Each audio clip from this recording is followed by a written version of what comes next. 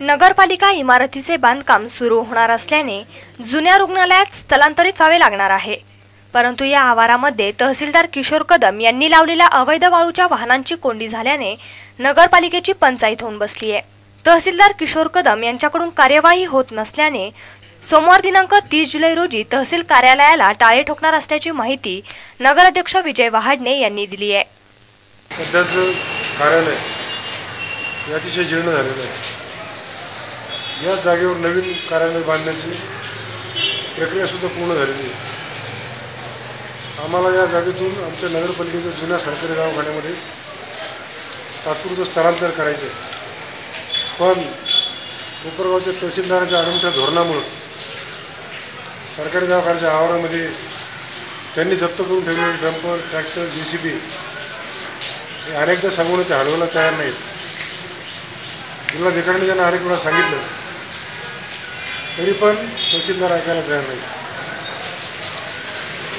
वारंवार सांगूनही जर तहसीलदार ऐकत नसतील तर नगरपालिकेच्या या कार्यालयामध्ये काम करणं अशक्य झाल्यामुळं आम्ही 31 तारखेला सकाळी 11 वाजता तहसील कार्यालयाला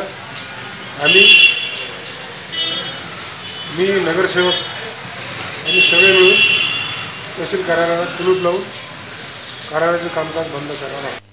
सप्टेंबर 2016 मध्ये भूमिपूजन झालेल्या नवीन नगरपालिका इमारतीला फेब्रुवारी 2017 मध्ये प्रशासकीय मान्यता मिळाली।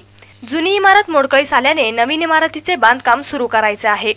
त्यामुळे जुन्या रुग्णालय इमारतीत पालिका स्थलांतरित करण्याचा निर्णय झालाय। मात्र या आवारामध्ये अवैध वाळूची पकडलेली JCB, डंपर, ट्रॅक्टर आदी वाहने उभी असल्याने जागा राहिलेली नाही। ही वाहने हटविण्यासाठी तहसीलदार किशोर कदम यांच्याशी पत्रव्यवहार केले असता त्या पत्रकाची कोणत्याही प्रकारची दखल घेतली गेली नाहीये।